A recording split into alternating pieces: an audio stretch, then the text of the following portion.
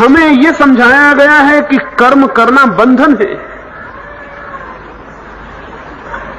हमें यह समझाया गया है कि काम करना श्रेष्ठतम आदमी का लक्षण नहीं है। हम श्रेष्ठ आदमी उसको कहते हैं जो सब काम धाम छोड़ के जंगल चला जाता है। हम उस आदमी के पैर पड़ते हैं जो जिंदगी के सारे काम छोड़ देता है।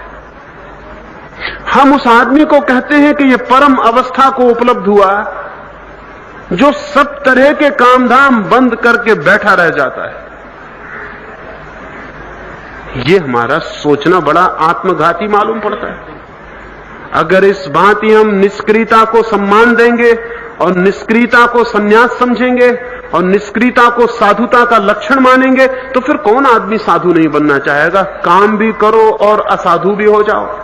तो दफ्तर दफ्तर में सब साधु हो गए हैं, सारा देश साधु हो गया है। कोई काम नहीं कर रहा, सब निष्काम भाव से अपनी अपनी जगह बैठे हुए। ठीक भी है, क्यों काम किया जाए। और फिर हमारी चौथी दृष्टि यह है कि काम करने वाला तो भगवान है, हम क्या कर सकते हैं। भगवान सब काम चला रहा है तो हम उसके काम में बीच बीच में बाधा क्यों दें। सब काम चल ही रहा है, आपके करने से कुछ काम होता है। आप दफ्तर में बैठे रहिए, कुछ आपके करने से नहीं होता। काम तो सब चल ही रहा है, आप करिए या न करिए काम चलता रहेगा। भगवान सब काम कर रहा है, आप कोई करता है, आप कोई करने वाले हैं। ये अहंकार छोड़ दें कि आप करने वाले हैं। करने वाला भगवान है, हम तो उसके लीला के हाथ के खिलौने हैं। रस्तियां खींचता है, हमें नचा देता है, हम नाच लेते हैं, बात खत्म हो जाती है। हमने एक एक व्यक्ति के भीतर कर्म करने की जो भी प्रेरणा हो उसको सब तरह से नष्ट कर दिया है। और रह गई फल की बात, तो फल कर्म करने से तो कभी मिलता नहीं, फल भाग्य से मिलता है। पता है आपको, प्रमोशन भाग्य से होता है, काम करने से होता है। कभी दुनिया में सुना है कि किसी आदमी का काम करने से प्रमोशन हुआ? कभी सुना है किसी आदमी से कि काम करने से कोई आदमी आगे बढ़ गया हो? किसी का बेटा, किसी का चाचा आगे बढ़ता है, वो भाग्य की बातें हैं। अब बेटा और चाचा होना कोई हाथ की बात तो है नहीं। सारा काम भाग्य से हो रहा है। मैंने एक मजाक सुनी है, मैंने सुना है कि भर्तहरि ने एक बहुत बड़ा प्रयोग किया। ऐसे भारतीय लोग कभी प्रयोग करते नहीं। भर्तहरि कुछ गड़बड़ आदमी रहा होगा। भारतीय लोग कभी प्रयोग नहीं करते, एक्सपेरिमेंट करने की हमें आदत ही नहीं। वो सवाल ही नहीं, हम क्यों प्रयोग करें। हमें तो सारे निष्कर्ष बिना प्रयोग के मिल जाते। जैसे स्कूल का बच्चा क्यों जाके इस परीक्षा में अपना गणित करे, कॉपी उल्टा के पीछे देख लेता, जहां उत्तर लिखा है उत्तर पहले मिल जाता। प्रयोग करने की और विधि करने की और गणित करने की जरूरत क्या है। तो भारत को तो सारे निष्कर्ष मिले हुए हैं, हमारे पास सब कंक्लूजन से, ऋषि मुनियों की कृपा से हमें सब निष्पत्तियां मिल गई। अब हमें कुछ करने की जरूरत नहीं। लेकिन भर्तहरि का दिमाग थोड़ा खराब रहा होगा, कुछ खराब दिमाग के लोग अक्सर पैदा हो जाते हैं। उसने ये प्रयोग किया कि मैं जानूं कि आदमी को जो फल मिलते हैं वो भाग्य से मिलते हैं या कर्म से मिलते हैं, पुरुषार्थ से मिलते हैं या प्रारब्ध से। तो उसने एक बड़ा वैज्ञानिक प्रयोग किया। आज तो हम प्रयोग करते नहीं, अगर करेंगे तो ऐसे ही वैज्ञानिक प्रयोग करते हैं। उसने क्या किया, भर्तहरि ने 3 प्रयोग किए। उसने एक आदमी को धूप में खड़ा किया। उस आदमी का सिर घुटा हुआ है, वो एक सन्यासी है।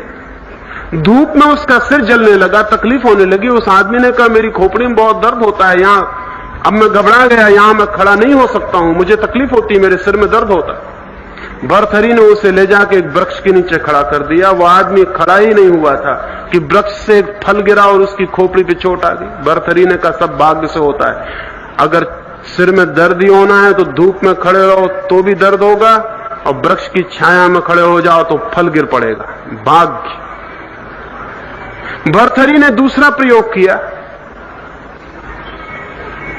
एक सांप को बंद कर दिया एक पेटी में और बैठ गया बाहर। भीतर जाने का कोई रास्ता नहीं है, बाहर निकलने का कोई रास्ता नहीं, सांप पेटी में बंद है। और भर्तरी देखता है कि देखें उसके भाग्य से उसे भोजन मिलता कि नहीं। एक पागल चूहा उस पेटी में छेद करने लगा। उसने पेटी में छेद किया, चूहा भीतर चला गया, भूखा सांप चूहे को खा गया और जो छेद चूहे ने किया था उससे बाहर भी निकल गया। भर्तरी ने कहा तय हो गया कि आदमी भाग्य से जीता है। सांप बंद था, चूहा भी पहुंच गया वहां और रास्ता भी बना दिया बाहर निकालने का। अब ये बेचारा भर्तरी अगर कहे कि ठीक है सब भाग्य से होता है, कुछ करने से नहीं होता, तो कुछ गलत कहता है? कोई भूल तो नहीं करता। ऐसे ही उसने कुछ प्रयोग किए और नतीजा निकाल लिया कि सब भाग्य से होता है। फिर भर्तरी सब छोड़ के चला गया। जब सब भाग्य से होता है तो हमें कुछ करना नहीं है। जो देश ऐसा समझता है कि सब भाग्य से होता है, उस देश में फिर कुछ करने का प्रश्न नहीं रह जाता। और हम सब भाग्यवादी हैं। फल तो भगवान देता है और फल बदा है तो मिलेगा, तो फिर कर्म करने का क्या सवाल है? हमने कर्म को और फल को तोड़ लिया होशियारी से। फल बिना कर्म के भी मिल सकता है। ये बात धीरे धीरे संस्कारित हो गई, दिमाग कंडीशनड हो गया और सारे मुल्क के मन में ये बात पैदा हो गई कि सब भाग्य से होता है, सब भाग्य से होता है। ये वृत्ति इतनी गहरी बैठ गई है कि कोई भी अब कुछ करना नहीं चाहता है। 1000 साल हम गुलाम थे, हमने कुछ भी नहीं किया। हम कुछ भी ना करते। अगर मैकाले ने भूल से हिंदुस्तान को अंग्रेजी शिक्षा न दी होती तो हम कुछ भी ना करते। लोग समझते हैं कि मैकाले ने भारत को गुलाम रखने के लिए अंग्रेजी शिक्षा दी, लेकिन अगर मैकाले कहीं भी होगा दुनिया में तो वो जानता होगा कि उसी ने भूल की। अंग्रेजों के साथ 200 साल संपर्क में रहने के बाद हम में से कुछ लोगों को ऐसा लगने लगा कि करने से भी कुछ हो सकता है। जो लोग भारत की आजादी की लड़ाई लड़े वे लोग थे जो अंग्रेजी शिक्षा में ठीक से दीक्षित हो गए। भारत का मन तो गुलामी को तोड़ने के लिए कभी राजी नहीं होता। उसने तो मान लिया था कि गुलामी भाग्य में होगी तो हम गुलाम रहेंगे। हमारे ग्रंथों में तो लिखा है कोई नृप हो हमें कहानी, कोई हो राजा हमें क्या मतलब है। हमारा यह काम नहीं है कि हम राजाओं के बाबत चिंता करें कि कौन राज्य करता है, कौन हुकूमत करता है। हमारा तो काम है हम रोधो के जिंदगी गुजार दें, राम भजन करके किसी तरह आगे का इंतजाम कर लें, कुछ हवन कीर्तन करके भगवान को खुश कर लें, बात खत्म हो गई। हमारा और तो कोई काम नहीं है। हम हमेशा गुलाम रह सकते हैं। हमारी आत्मा गुलाम है। स्वतंत्रता की कामना उनमें पैदा होती है जिन्हें यह ख्याल है कि हम कुछ कर सकते हैं, जिन्हें यह ख्याल है कि हम कुछ कर नहीं सकते। जो होगा वो झेल लेना पड़ेगा, वो स्वभावतः झेल लेंगे। इसीलिए हम इतनी दरिद्रता झेल रहे हैं। दुनिया में कोई कौम इतनी गरीबी झेलने को राजी नहीं हो सकती। या तो मर जाएगी या गरीबी को तोड़ने के लिए कुछ करेगी। लेकिन हम इतनी भयंकर गरीबी झेल रहे हैं, चुपचाप झेल रहे हैं, बड़े मजे से झेल रहे हैं, बल्कि कहना चाहिए बड़े संतोष और शांति से झेल रहे हैं। ये कैसे संभव हुआ? क्या हमारे भीतर प्राण ही समाप्त हो गए हैं? कोई चोट नहीं लगती कहीं? नहीं, गरीबी है तो हम सोचते हैं कि पिछले जन्मों के कर्मों का कोई फल है, भाग्य बिगड़ गया है इसलिए गरीबी झेल रहे हैं। आगे भाग्य ठीक हो जाएगा तो सब ठीक हो जाएगा। लेकिन हम कुछ भी नहीं करेंगे। हिंदुस्तान आजाद हुए 20 साल हो गए। 20 सालों में सिवाय भीख मांगने के हमने दुनिया में और कुछ भी नहीं किया। लेकिन एक लिहाज से ये भीख मांगना बड़ा परंपरागत है। हिंदुस्तान में जो श्रेष्ठ जन रहे हैं वो हमेशा भीख ही मांगते रहे हैं। भिक्षा वृत्ति को श्रेष्ठतम वृत्ति कहा है हमारे शास्त्रों ने। व्यवसाय वगैरह में तो पाप भी लगता है, भिक्षा वृत्ति में कोई पाप नहीं लगता। और ठीक हमारे सब महापुरुष भीख मांगते हैं। बुद्ध महावीर से लेकर विनोबा भावे तक सबका काम भीख मांगना है। तो अगर हम सारे लोग भी उनके पीछे भीख ही मांगे तो हम कुछ बुरा तो नहीं करते। महाजन जिस रास्ते पर जाते हैं उसी पर जाना तो सभी का कर्तव्य। तो पूरा देश भिखारी हो गया, सारी दुनिया में भीख हम मांग रहे हैं। और हमारे नेता अगर बाहर से भीख मांग के लौट आते हैं तो उनकी गर्दन फूल जाती है, उनकी रीढ़ अकड़ जाती। वो कहते हैं कि हाँ हम ले आए, सफलता मिल गई। भीख मांगने में सफल हो जाने को भी जो कौम सफलता मानने लगे, उस कौम का आगे क्या भविष्य हो सकता है। मैंने सुना है कि 1962 में चीन में अकाल की हालतें थी। हमारे यहां अकाल की हालतें एक अर्थों में सौभाग्य है, क्योंकि जैसे ही अकाल पड़ता है हम दुनिया भर का ध्यान आकर्षित करने में समर्थ हो जाते हैं। अकाल भगवान बड़ी कृपा करके हम पर भेजता रहता है, हमेशा उसकी कृपा रही है, हमेशा भेज देता है। और जब भी अकाल आता है तभी दुनिया में भीख मांगने में हमारी हिम्मत बढ़ जाती और दुनिया को भीख देने पर मजबूर होना पड़ता है। ना दो तो तुम मटीरियलिस्ट हो, तुम भौतिकवादी हो, इतना खा पी रहे हो और हम गरीबों को भीख नहीं देते। हम अध्यात्मवादी हैं, जगत गुरु हैं, हमें भीख चाहिए। तुम्हारा कर्तव्य सारी दुनिया का कि जगत गुरु को पालो और पोसो। चीन में 1962 में अकाल की हालत थी। इंग्लैंड के कुछ मित्रों ने एक जहाज पर बहुत सा सामान, भोजन और कपड़े चीन भेजे। चीन से वो जहाज सीधा का सीधा उल्टा वापस कर दिया गया और उस जहाज पर बड़े बड़े अक्षरों में लिख दिया गया कि धन्यवाद, लेकिन हम किसी भी हालत में भीख स्वीकार करने को राजी नहीं। हम मर जाना पसंद करेंगे लेकिन भिखारी होना नहीं। ये कुछ समझ में आने वाली बात मालूम पड़ती, लेकिन चीन के आदमी तो राक्षस हैं। उनको पता ही क्या, चीन के आदमी कोई आदमी है? आदमी हम हैं। हमने तो बड़े होशियारियों के काम किए। हमारे मुल्क में जिसको भिक्षा दो वो आपको धन्यवाद नहीं देगा। धन्यवाद आप उसका करना कि उसने आपकी भिक्षा स्वीकार कर ली। पता है आपको, पहले भिक्षा दो फिर पीछे दक्षिणा दो। दक्षिणा है धन्यवाद कि आपने हमारी भिक्षा स्वीकार की, बड़ी कृपा की। तो पश्चिम से, अमेरिका से, रूस से अगर हम भिक्षा स्वीकार करते हैं, वो लोग अभी ना समझ हैं, उन्हें ठीक संस्कृति का ज्ञान नहीं है। पहले भिक्षा देनी चाहिए फिर दक्षिणा देनी चाहिए, बाद में कि आपकी बड़ी कृपा कि हे ब्राह्मण देश, तुमने हमारी भिक्षा स्वीकार कर ली, अब दक्षिणा भी स्वीकार करो। और हम उनको आशीर्वाद देके कि तुम इसी तरह फलो फूलो ताकि आगे भी भिक्षा दे सको। 20 साल से हम सिवाय भीख मांगने के कुछ भी नहीं कर रहे और आगे भी हम इसी आशा में बैठे हुए हैं कि हम भीख आगे भी मिलती रहेगी। भीख कब तक मिलेगी? दुनिया में अब तक आदमी भिखारी थे, राष्ट्र का राष्ट्र भिखारी हमारा पहली बार हुआ है। ये अनहोनी घटना है पूरे इतिहास में। और कभी समय बेसमय कुछ सहायता मिल जाए एक बात है, लेकिन भिक्षा को वृत्ति बना लेना और उसी पर जिए चले जाना। अभी मैं एक अमेरिकी विचारक की किताब पढ़ता था। किताब का नाम है 1978 और उसने लिखा है कि 1978 में भारत में एक महानतम अकाल के पड़ने की संभावना है। ऐसा अकाल विश्व इतिहास में कभी भी नहीं पड़ा होगा। अगर सारी दुनिया ने भीख नहीं दी तो उस अकाल में हिंदुस्तान में 10 करोड़ से लेकर 20 करोड़ लोगों तक के मरने की संभावना पैदा होगी। दिल्ली में एक बड़े नेता से मैंने कहा, उन्होंने कहा 1978 अभी बहुत दूर। 1978 नेता कहते हैं बहुत दूर। नेताओं को चुनाव के सिवाय और कोई चीज पास मालूम पड़ती ही नहीं और सब चीजें दूर। 1978 दूर। और मकान में आग लग जाए तब कुएं खोदने पड़ते हैं। 1978 से और ज्यादा क्या पास हो सकता है? लेकिन नेता कहते हैं 1978 दूर है।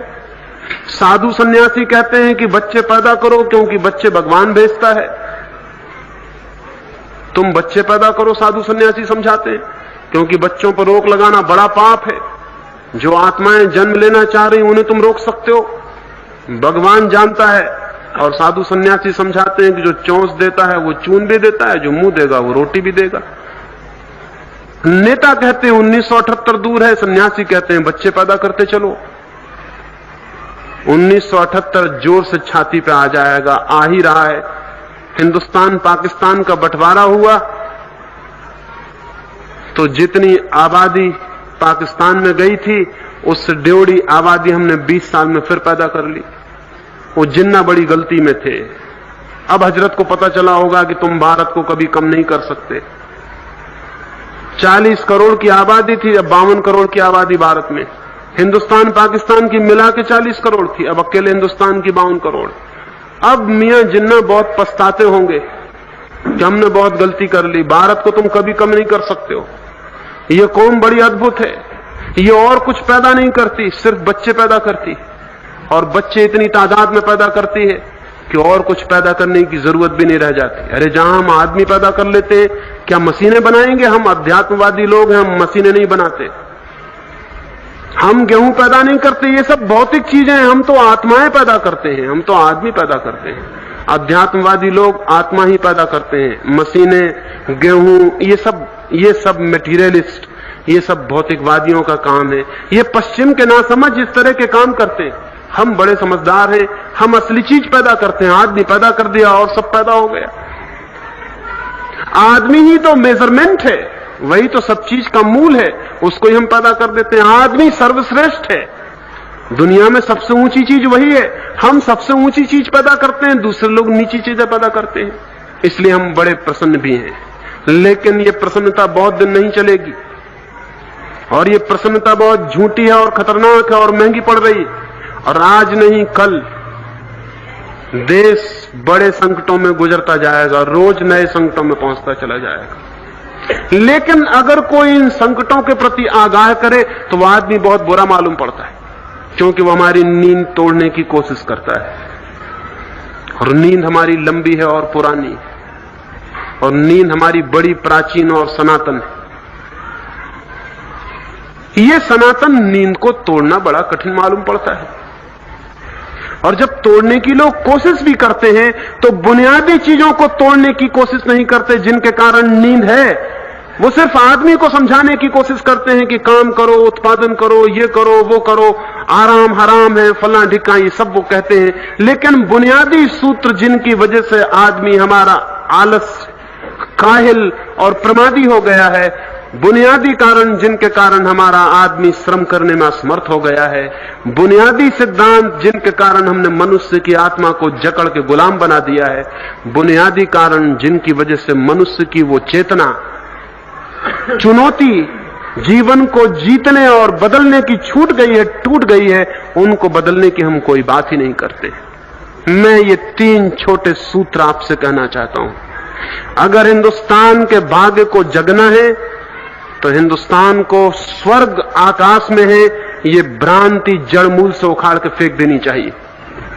साथ ही यह भी स्पष्ट समझ लेना चाहिए कि स्वर्ग मिलता नहीं, निर्मित करना होता है। यह भी समझ लेना चाहिए कि स्वर्ग कोई व्यक्तिगत कामना नहीं है, सामूहिक अर्जन है। कोई एक आदमी स्वर्ग निर्मित नहीं कर सकता। स्वर्ग निर्मित एक सामूहिक उपाय, एक कलेक्टिव एफर्ट है। अगर ये पूरा मुल्क श्रम करे तो स्वर्ग बन सकता है, और प्रमाण तो साफ है, पूरा मुल्क श्रम कर रहा है एक अर्थों में, और मुल्क नर्क बन गया है। नर्क बनाना हो तो उसके लिए श्रम करना जरूरी नहीं होता, उसके लिए आलस्य करना जरूरी होता। वही श्रम है नर्क बनाने के लिए। नर्क बनाना हो तो कुछ भी न करना पर्याप्त उपाय है, वो रामबाण औषधि है। कुछ भी मत करो, नर्क अपने आप बन जाएगा। लेकिन स्वर्ग बनाना हो तो कुछ करना पड़ेगा। सम्यक दिशा में सामूहिक प्रयास से कुछ निर्मित करना पड़ेगा। पहली बात, स्वर्ग आकाश से हटाकर पृथ्वी पर लाना है, तो हम सक्रिय हो सकते हैं। दूसरी बात, ये जगत माया और सपना नहीं है, जगत बहुत यथार्थ है। और जब तक हम जगत के यथार्थ को, उसकी रियलिटी को स्वीकार नहीं करते, तब तक हम जगत के साथ श्रमरत भी नहीं हो सकते। सपनों में कोई श्रमरत होता है? सपनों के साथ कोई मेहनत करता है? ड्रीम्स के साथ कोई उलझता है? भारत में हम सपना समझ रहे हैं जीवन को, इसलिए विज्ञान और साइंस का जन्म नहीं हो सका। साइंस वहां पैदा होगी जहां बाहर का जगत एक रियलिटी है, एक यथार्थ है, क्योंकि यथार्थ से ही विज्ञान पैदा हो सकता है। सपनों से विज्ञान पैदा नहीं हो सकते। सपनों में सत्य कैसे खोजा जा सकता है? सपनों में सत्य कभी नहीं खोजा जा सकता। इसलिए जो देश बाहर के जगत को, जीवन को, प्रकृति को माया समझता हो, वो देश कभी वैज्ञानिक नहीं हो सकता। और जो देश वैज्ञानिक नहीं हो सकता, वो अपने हाथ से अपनी मौत निकट बुला रहा है। तो दूसरी बात ध्यान रखनी जरूरी है, जीवन एक सत्य है और जीवन को असत्य कहने की कोई आवश्यकता नहीं है। और कितना ही हम चिल्लाएं कि जीवन असत्य है, जीवन असत्य नहीं हो जाता। जीवन को असत्य कहने से सिर्फ हम पंगु नपुंसक हो जाते हैं और कुछ भी नहीं होता है। हम इम्पोर्टेंट हो जाते हैं। और भारत एक इम्पोर्टेंसी में, एक नपुंसकता में हजारों साल से गुजर रहा है। लेकिन जितने हम दीनहीन होते चले जाते हैं, उतना ही हम जोर शोर से शोर मचाते हैं कि हम महान देश हैं, धार्मिक देश हैं, जगत गुरु हैं, धर्म भूमि है, फला है, ढिका है। ये सब कमजोरी के लक्षण हैं।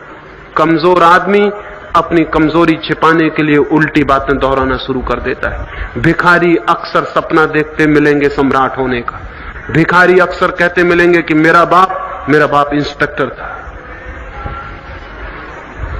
वो भिखारी का जो मन है, वो बाप दादों की तारीफ करके किसी तरह कंसोलेशन और सांत्वना पाना चाहता है।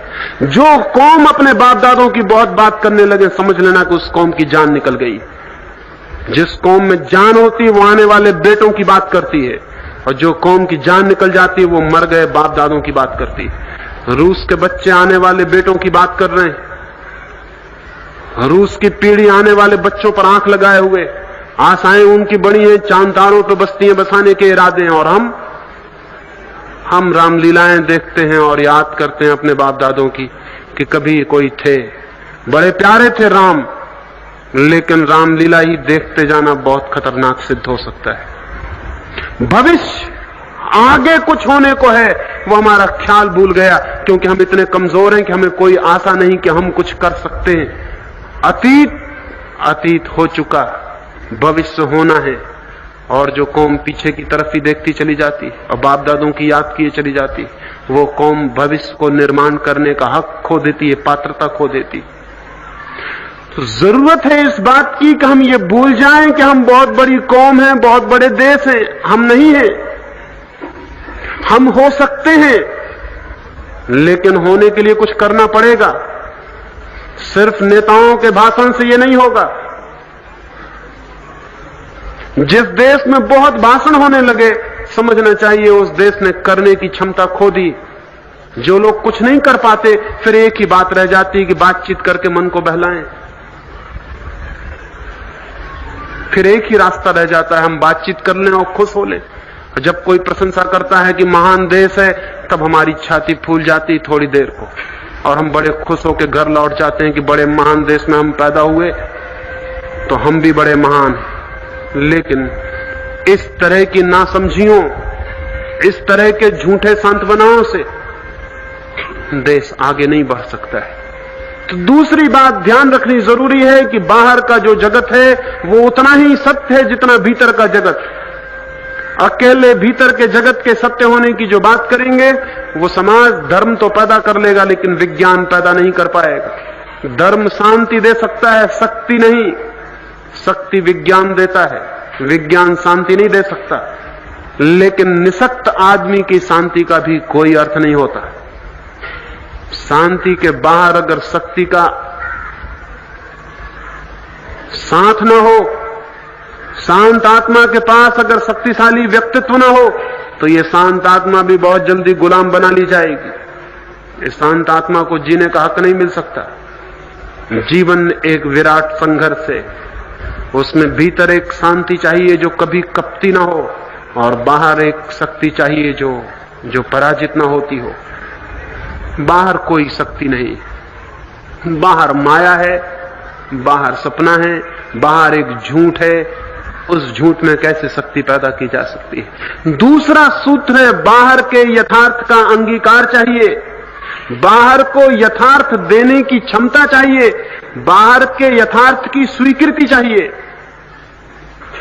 और तीसरी बात, भाग्य नहीं, भाग्य बिल्कुल नहीं है।